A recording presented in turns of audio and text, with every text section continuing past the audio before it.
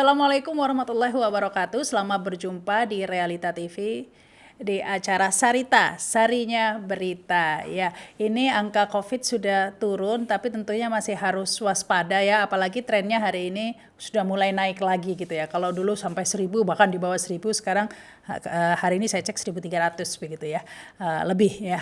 Mudah-mudahan nggak terus naik ya. Ini kita akan berbicara soal vaksinasi ini ya, karena penting. Banyak yang meskipun sudah banyak vaksinasi, banyak yang menanyakan soal KIPI atau kejadian pasca vaksinasi ini dan seputar vaksinasi tentunya, karena ini yang tengah gencar-gencarnya dilakukan saat ini. Dan saya sudah terhubung ini ya, sudah ada Profesor Dr. Hingki Hindra Irwansatari. Assalamualaikum Prof. Waalaikumsalam, Rita.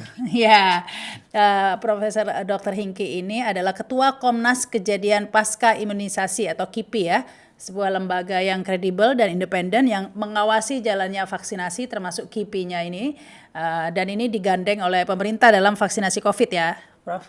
Baik.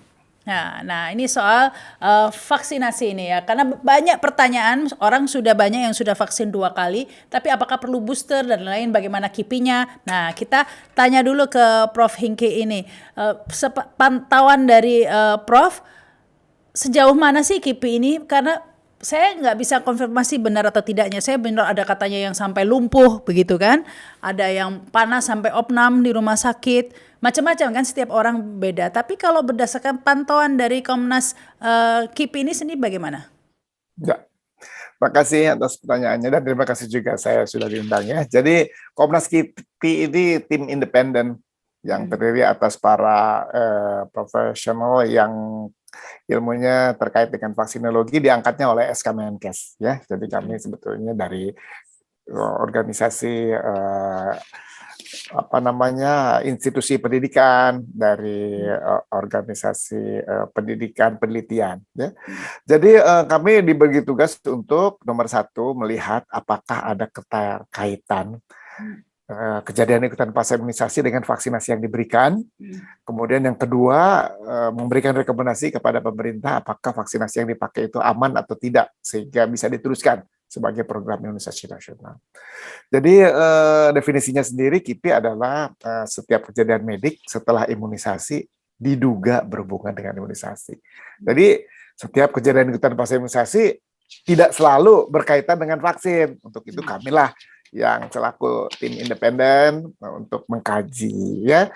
Jadi kalau ada setelah imunisasi lumpuh, setelah imunisasi demam, bahkan sampai dirawat, laporannya masuk ke kami dan kemudian kami kaji setelah diinvestigasi oleh teman-teman di Puskesmas, di Dinas Kesehatan Kabupaten Kota serta Dinas Kesehatan Provinsi.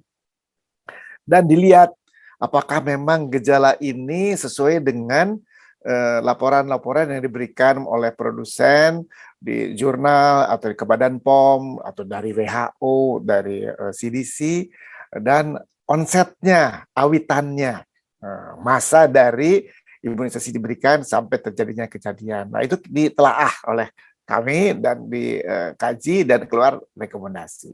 Nah, dari data-data yang masuk memang ada ya yang sebetulnya kadang bukan lumpuh ya, kadang ada yang nggak bisa lemes, nggak bisa jalan. Kalau masyarakat ada videonya viral kan, videonya viral di Bopong.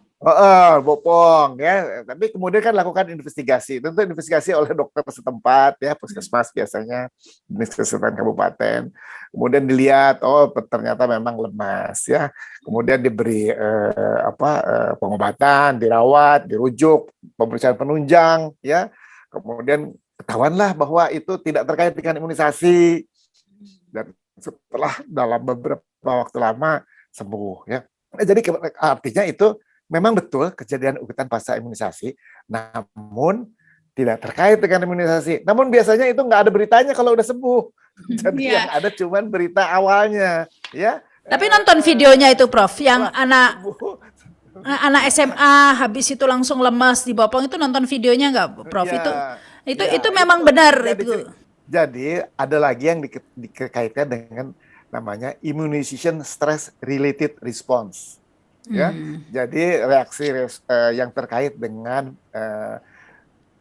dengan kecemasan Jadi itu hubungannya sama biopsikososial. Jadi rasa ketakutan yang berkelebihan manifestasinya memang bisa menggelisahkan atau menyeramkan, ya, dan bisa terjadi sebelum divaksin atau setelah divaksin atau pada waktu divaksin. Nah, itu reaksi yang diperlihatkan itu memang menyeramkan gitu ya. Namun setelah itu kan tidak diceritakan, dibawa ke ruangan, diberikan udara segar. Nah itu tidak ada beritanya, jadi kita penasaran. Jadi yang ada potret waktu dia lagi dibopongnya. Tapi potret waktu dia udah pulang dan besoknya sekolah nggak ada lagi tuh. Nah itulah, saya bingung, anak ini kabarnya gimana ya? Kok nggak ada kelanjutannya? Ini masih hidup ataukah sudah sembuh? Kagak jelas. Ya, jadi ternyata itu reaksi yang terkait dengan kecemasan, bukan karena produk vaksin, bukan karena kekeliruan prosedur, bukan karena cacat produk, namun itu adalah reaksi kecemasan. Lalu mengenai demam, ya, kalau tubuh kemasukan benda asing, dalam hal ini vaksin kan isinya antigen dan tentu adalah zat-zat lainnya, ada adjuvan, ada antibiotik, ada pengawet, ya. Tubuh mengadakan reaksi itu alamiah tubuh karena ingin menetralisir benda asing yang masuk. Nah, reaksinya berupa reaksi radang. Ya, seperti kita kena flu, kemasukan virus kan kita radang, nyeri otot, pusing, ya. Kenapa? Karena sel-sel imun sistem itu dimobilisasi oleh tubuh untuk menetralisir, membunuh si kuman dan kemudian membentuk kekebalan. Nah, itulah yang dirasakan. Cuman rasa sensitivitas seseorang itu berbeda-beda. Ya, misalnya saya makan cabai rawit, seujung aja mulut saya sudah terbakar seperti mau kebakaran, cari minum dan diare, sakit perut. Kalau istri saya makan sambal 2 sendok itu malah nambah nasinya. Jadi itu reaksinya berbeda-beda, ya. Jadi sensitivitas orang berbeda, tapi hasil akhirnya terbentuk kekebalan, ya. Jadi itu semua memang betul kejadian ikutan pasca imunisasi, namun tidak terkait, dan itu bisa diterangkan kalau buktinya dan laporannya cukup, ya, yang bisa dianalisis begitu. Nah ini berapa persen sekarang ini ya, Prof, yang sudah divaksin di Indonesia? Di Indonesia hampir 150 juta dosis sudah dikasih. Oh, udah. Makanya kita 5 besar dunia, nggak bangga tuh. Udah cepat sekali termasuk ya. Betul, di Indonesia itu nomor 1 di dunia itu Cina yang cakupan imunisasinya tinggi, ya.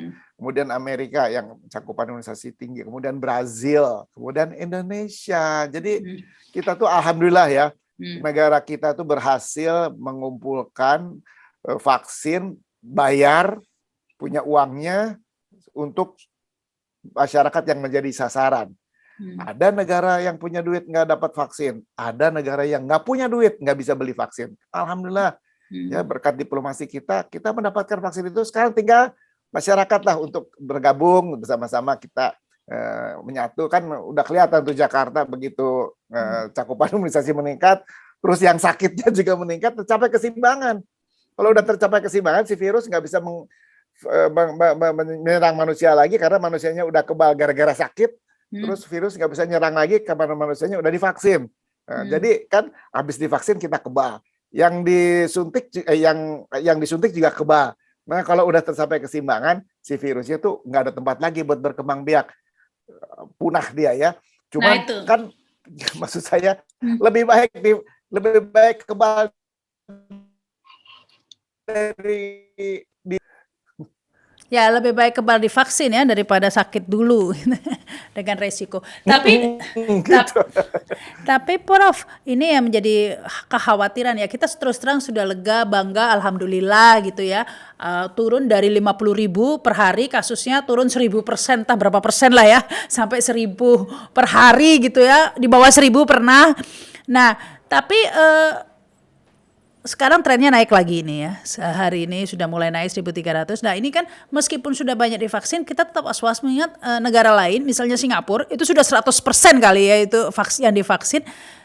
Tapi 80% dia. 80% ya. Tapi toh naik juga. Nah ini apakah akan terjadi di Indonesia? Enggak, bisa terjadi. Jadi kalau kita kembali ke basic infeksi, bahwa seseorang akan terkena infeksi karena ada gangguan keseimbangan antara host, agent, sama environment. Kan kita sekarang katakanlah di Jakarta ini kan penuh dengan virus ya. Nah, imunisasi itu hanya menambah daya tahan tubuh seseorang.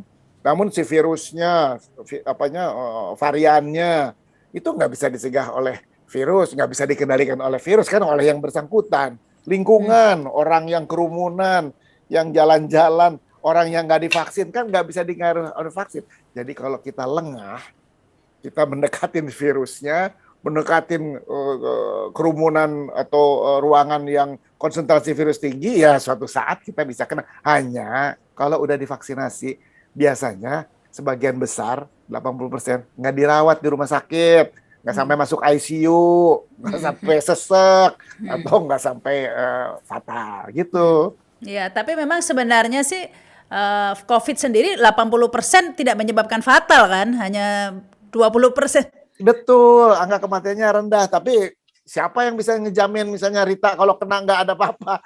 Ya 1% pun orang nggak mau mati ya. Iya. 0,1 pun orang nggak mau masuk di 0,1% Nah, itu. Karena nggak ada yang mau mati. Tapi begini Prof, yang mengkhawatirkan ya. Ada yang mengatakan kepada saya pada wawancara-wawancara sebelumnya bahwa vaksin itu bahkan diperlukan booster ya, karena hanya 6 bulan sebenarnya memberi antibodi. Setelah itu turun. Demikian juga orang yang terkena. Kan hanya 3 bulan setelah itu antibodi. Saya juga baru kena, Prof. Jadi gini, kita kan puncaknya Juli itu. Se-Jakarta rasanya separuh deh kena ya. Udah kena semua deh yang Juli itu 50.000 per hari. Nah itu berarti kan sekarang masih tinggi imunnya. Nah sebentar lagi nih turun nih imun saya ini semua kan turun. Demikian juga yang vaksin dulu kan gencar vaksin juga turun. Jadi nanti ketemu nih di satu titik semua pada turun imunnya. Nah ini yang harus diantisipasi dong dok. Betul. Jadi kita harus tetap meningkatkan cakupan imunisasi. Jadi nggak ada tempat buat si virusnya berkembang biak. Kalau orang yang divaksin kan nggak ada tempat buat si vaksin berkembang biak. Kita harus tingkatkan meningkat. Yang orang yang udah punya kekebalan ya dia juga menjauhi kerumunan, jangan pakai masker, dan jagalah orang dari luar negeri, dari luar Jakarta yang belum divaksin, yang dari luar negeri yang belum divaksin. Nggak, maksud saya gini Prof, saya sendiri juga udah divaksin ya, tapi katanya vaksin itu hanya 6 bulan bisa turun efikasinya. Nah apakah benar seperti itu? Jadi saya butuh booster sebenarnya, jadi 150 juta penduduk yang udah divaksin, itu 6 bulan lagi nanti turun lagi antibodinya, benar seperti itu, Prof? Jadi jawabannya belum tahu. Kenapa? Ya. Karena penelitiannya juga baru 6 bulan. Ya kan? Ya, karena ini baru ya. Betul. Jadi, tapi kita harus waspada ya, kalau memang dikatakan 6 bulan berarti deg-deg nih, kan Juli, Agustus, September, Oktober, November, Desember ini tahun baru, liburan tahun baru ini mesti hati-hati nih. Jadi saya lebih seneng orang yang deg-degan daripada orang yang gagah berani. Betul nggak? Petantang-petenteng nggak pakai masker, terus kerumunan, itu justru saya khawatir. Tapi kalau orang takut itu justru saya lebih senang karena mereka jadi waspada. Justru virus ini menunggu ke lengahan seseorang karena dia masih nunggu di depan pintu. Begitu kita lengah, masuk dia ke tubuh kita. Jadi jaga 3M udah cukup tuh, cuci tangan, mati virusnya, pakai masker, virusnya mental, nggak nembus masker, jauhi kerumunan. Kalau nggak ada orang, ya nggak ada virusnya, karena virus tuh ada di orang, dia berkembang biaknya di sel manusia. Jadi kalau kita jauhi manusia atau kita pastikan manusia yang kita temui itu kebal, nggak ada. Kadang-kadang ya repot juga sih Prof ya, saya sudah menjauhi kerumunan dan lain sebagainya. Tapi kalau orang dalam yang kena, waktu itu ada sopir begitu kan, ya udahlah, udah kecolongan deh. Percuma juga kita lockdown ya. Ya tapi itu yang tapi Prof ini yang pertanyakan lagi, karena kan vaksinasi ini seperti yang Prof katakan penelitiannya belum, masih barang baru gitu. Ini orang juga jadi takut, sehingga banyak spekulasi macam-macam lah. Ada yang mengatakan begini, KIPI memang nggak berat sekarang gitu, tapi nanti ada long term KIPI. Jadi orang yang divaksin nanti ke depannya nanti akan mengalami katanya daya ingatnya turun atau apa begitu. Nah, saya sih nggak tahu ya. Sebenarnya sama-sama nggak tahu kan ini barang baru. Tapi kalau menurut Prof, Iya, ya kalau long term ya siapa yang divaksin pada baru semua, belum ada yang long term, belum ada buktinya. betul. Tapi dari zat-zat yang disuntikan itu ada yang kira-kira berpotensi menimbulkan sesuatu yang membahayakan nggak, Dok? Ya, jadi itu sudah diantisipasi, ya artinya pemikiran masyarakat, ya media sudah diantisipasi. Artinya sekarang di dunia ini ada surveillance aktif adverse event special interest. Ya, jadi ada kejadian ikutan pasca imunisasi dengan perhatian khusus. WHO membuat pedomannya, disepakati oleh seluruh dunia, dilakukanlah di seluruh dunia. Di Indonesia juga dilakukan di 14 rumah sakit Sentinel di beberapa provinsi di Indonesia untuk memantau yang dicurigai keterkaitan. Tapi apakah ada keterkaitan? Kan kita juga baru berapa bulan, baru 6 bulan. Tapi itu dipantau. Apakah benar ada? Nah, saya lihat dari 6 bulan sih kayaknya enggak deh. Lihat kan data kan masuk ke KPU, kemudian kita kaji ya. Saya 3 kali seminggu sama Komda Papua, sama Komda Bengkulu, sama Komda Jatim, sama Komda DKI, kita diskusi ya kasus-kasus yang dilaporkan, kita kaji. Kayaknya sampai saat ini itulah tugas Komnas ya, menyatakan bahwa vaksin ini aman karena kita membandingkan data-data yang masuk di Indonesia dengan data-data yang tadi produsen laporkan di jurnal-jurnal itu.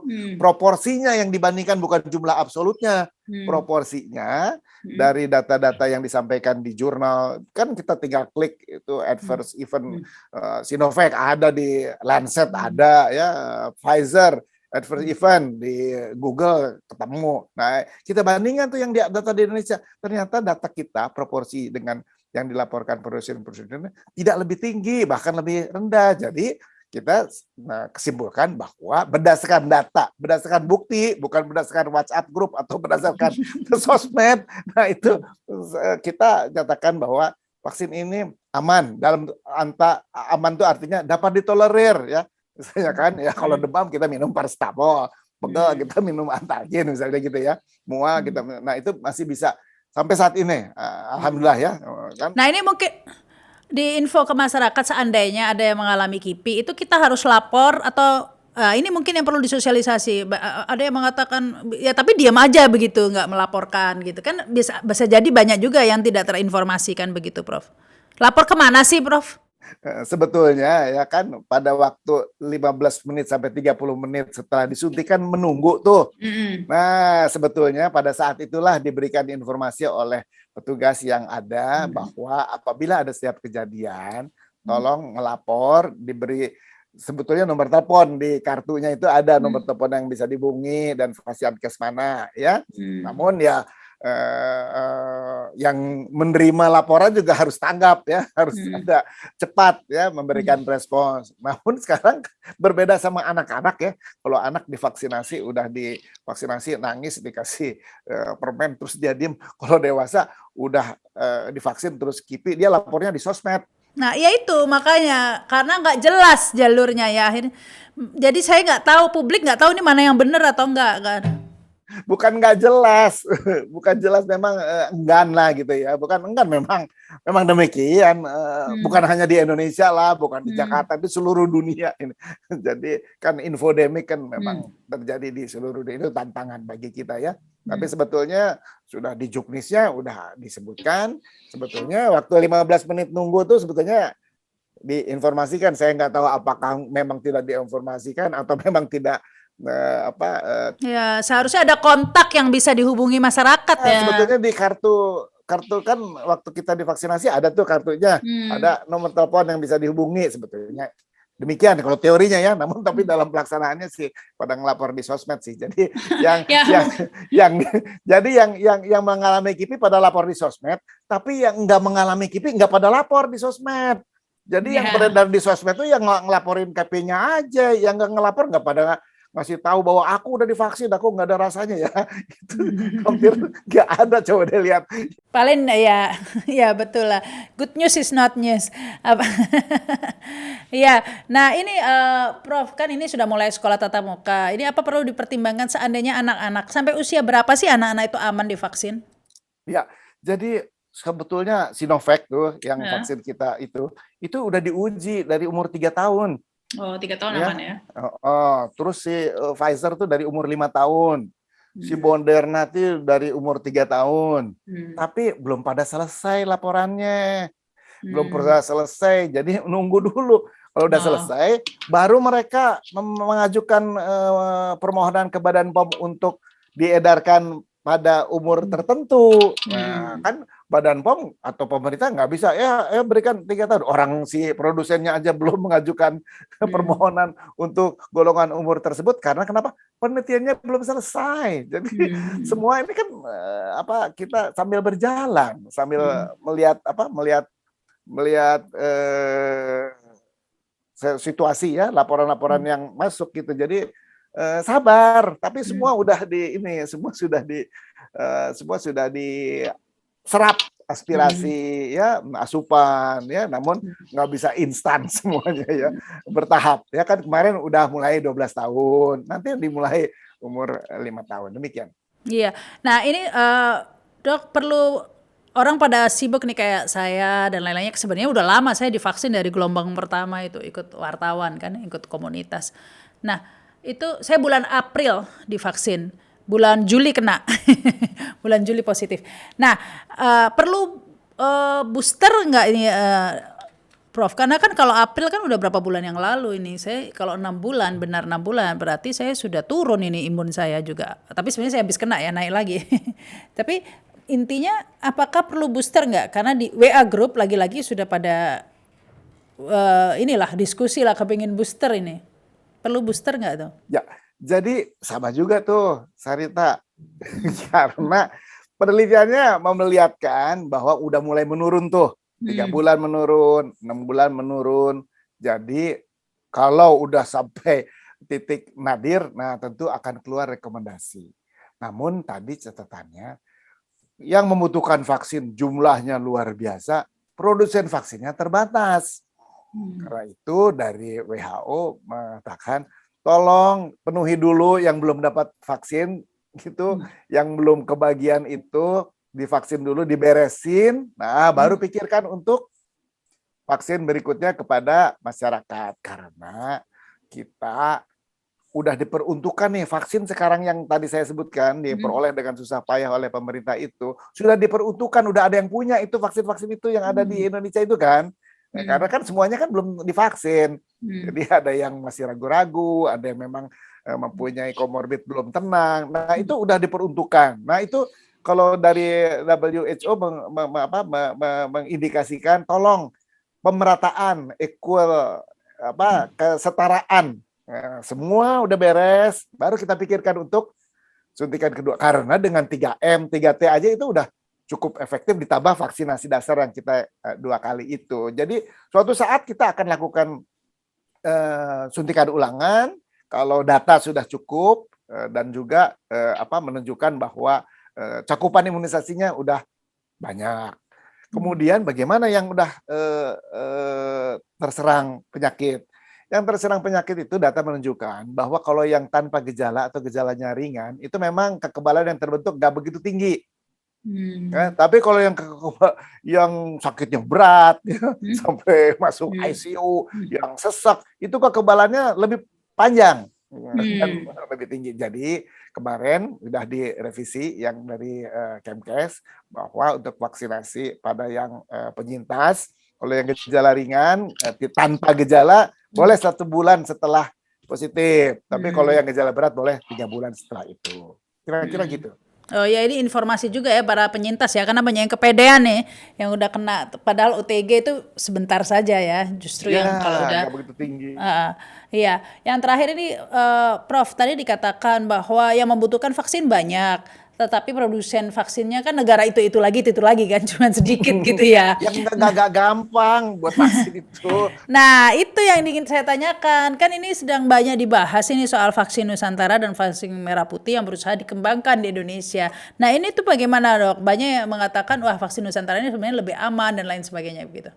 Jadi vaksin Nusantara itu kan udah dimulai, udah sampai fase 1, ya kan? Kita ibaratkan ada murid sekolah, dia kan tiap tahun harus diuji untuk naik kelas, ya kan? Terus yang menguji untuk naik kelas itu kan guru atau dewan guru lah ya. Nah, yang peraturan lazim nih di dunia ini, yang mengatur regulasi otoritas itu Badan POM. Jadi tentu Badan POM nggak sendiri, dia ngajak juga Komnas, dia ngajak para pakar. Selesai fase 1, dikajilah oleh si tim itu, di leading oleh Badan POM. Oh, ini ada kekurangan ini, ada kekurangan ini, ada kekurangan ini. Setelah itu harusnya si tim itu karena fase 1-nya masih ada harus disempurnakan, disempurnakan lah penelitian itu, di asupan-asupan itu dirubah, dimodifikasi, ditambah atau sempurnakan. Setelah itu lapor lagi, kemudian Badan POM, oke, masuk fase 2 dan seterusnya. Sampai berapa fase itu? Ada 3 fase sebelum keluar emergency use authorization. Jadi kalau bukan gagal ya, kalau belum lolos fase 1 itu nggak usah mencak-mencak atau marah-marah terus mencari alasan bahwa ini tidak nasionalisme atau mencari kilah yang lain. Tapi sebetulnya ya perbaiki aja sesuai asupan, karena yang memberikan asupan kan orang-orang memang yang terlibat dengan penelitian vaksin dan memang bidangnya untuk menilai hasil penelitian. Kemudian majulah ke fase 2. Nanti fase 2 lapor lagi ke Badan POM, dikaji lagi oleh para ahli ya. Kemudian demikian. Jadi kalau vaksin Pfizer, Sinovac itu enggak juga mulus dari fase 1 langsung 2 seminggu terus fase 3. Enggak, semua penuh dengan kegagalan. Penelitian vaksin tuh enggak dari hari ini vaksin bulan depan pasti beres terus langsung ke fase 2 terus 3 minggu lagi, enggak, semua dengan penuh suka duka. Nah, kalau vaksin Nusantara ini statusnya itu di fase 1 belum lulus, fase 1-nya atau udah? Fase 1 itu ada asupan dari Badan. Oh, ada masukan. Kalau saya sih sebagai peneliti juga ya, kita perbaiki aja tuh fase 1 kekurangannya. Kalau ini kurang ini kita tambahin, ini kurang banyak kita tambahin. Kalau ini mulainya harus diperiksa ini, kita periksa dulu. Nah gitu aja. Kalau saya baca di media, Prof. Nah itu bacanya kan di media. Ya wawancara juga ya. Iya. Wawancaranya masih apa? Dari BP POM ya, BP POM mengatakan bahwa vaksinasi Nusantara itu dibolehkan tapi tidak untuk komersil, tidak untuk diproduksi massal. Iya, untuk penelitian kan belum, kan udah kalau udah fase 3 lulus baru emergency use authorization. Baru boleh diproduksi massal gitu ya. Iya, kan Badan POM yang melakukan registrasi otoritas itu di seluruh dunia, bukan hanya di Indonesia. Dan dia juga harus bertanggung jawab. Kalau dia dari lihat ini vaksin udah aman atau belum? Ini vaksin udah punya daya lindung atau belum? Belum kelihatan kalau di fase 1. Nggak bisa mengklaim ini fase 1 udah bisa terhadap yang autoimun. Nggak bisa kalau baru fase 1. Ini fase ini aman buat wanita hamil. Ya mesti dicoba dulu pada ibu hamil. Nggak bisa cuman mengambil tanpa data itu nggak lazim gitu ya. Gitu ya. Gitu jadi. Demikian juga belum ada ya, belum selesai lah ya. Belum selesai dan juga belum ada memang plafon-plafon seperti demikian ya. Jadi kita memang mesti hati-hati dalam mengambil kesimpulan, bukan menghambat atau bukan tidak mengincar, bukan. Silahkan kita harapkan justru para peneliti-peneliti itu segera merevisi, segera menyempurnakan, menambah ya.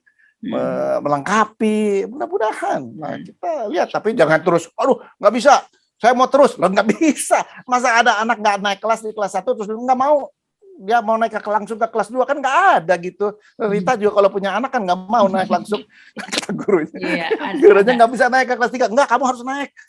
Ibu bilang naik, gitu kan nggak bisa. Kalau gurunya bilang sama kepala sekolah bilangnya nggak naik kan nggak bisa gitu ya. Dan itu udah sepakat, udah lazim, udah baku, pedomannya ada dari WHO, ada dari Good Clinical Practice, ada dari deklarasi Helsinki, ada, udah vaksin ini udah 150 tahun, bukan baru. Nah iya, kembali ke masalah KIPI nih yang terakhir, Dok. Kasus-kasus tertentu mana yang dimana selain mungkin yang harus hati-hati orang yang mau vaksin ya, karena teman saya itu ada yang kanker ya, terus vaksin terus meninggal, ya nggak tahu meninggalnya gara-gara vaksin atau kankernya ya, memang dia sebelumnya ada kanker ya, tapi pas habis divaksin tuh langsung meninggal. Nah ini apa yang harus diperhatikan, alergi, penyakit apa yang hati-hatilah kalau mau vaksin gitu, apa yang harus dilakukan gitu? Jadi tadi kan ilustrasinya cancer ya. Kalau cancer kan pasti dia dapat obat ya. Obat itu kan menghancurkan sel-sel cancer, tapi menghancurkan juga sel-sel tubuh yang lain, termasuk sel-sel imun. Jadi sebetulnya kalau lagi dapat obat, tentunya tidak direkomendasikan untuk diberikan vaksin.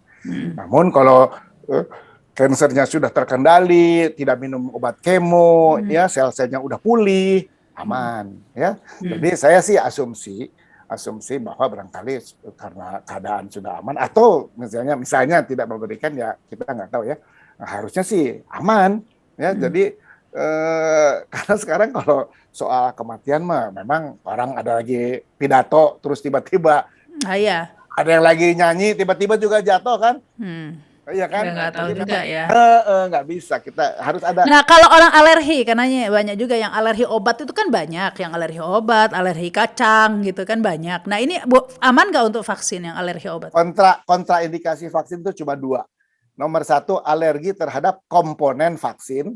Yang kedua, kalau dia memang defisiensi imun, artinya dia nggak punya kekebalan, jadi mau dikasih vaksin, tubuhnya nggak bakal merespons. Itu ada orang dari lahir kayak begitu.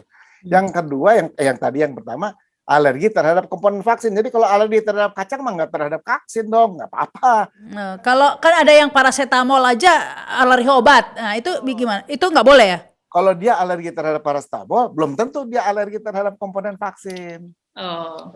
Nah terus kan kita nggak tahu, publik kan nggak tahu komponen vaksin apa. Nah kalau udah begitu, kita harus divaksin di Fasiankes yang lengkap oleh dokter atau ada dokter, sehingga kalau terjadi apa-apa kita segera dapat ditolong, jadi nggak berakibat fatal.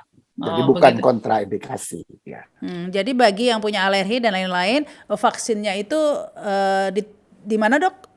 Dilakukan di Fasiankes yang lengkap, di fasilitas pelayanan kesehatan yang lengkap, yang ada dokternya. Di rumah sakit yang lain, bukan di tempat umum begitu. Jangan di balai kota, di puskesmas nih. Di puskesmas nggak apa-apa, tapi jangan di mall, jangan gitu kira-kira ya. Jadi begitu ya. Baik, ini luar biasa informasinya, Prof. Hengki, terima kasih waktunya dan terima kasih juga yang sudah menyaksikan tayangan ini. Jangan lupa subscribe dan komen. Dan tadi sudah dijelaskan ya, nggak usah takut vaksin gitu ya. Lebih takut virusnya, jangan takut vaksin. Ya lebih takut virusnya ya, sama takut. Kalau sekarang bukan takut ini, takut dikejar debt collector sekarang ini. Baik, terima kasih dan saya Rama Sarita. Wassalamualaikum warahmatullahi wabarakatuh. Sampai jumpa.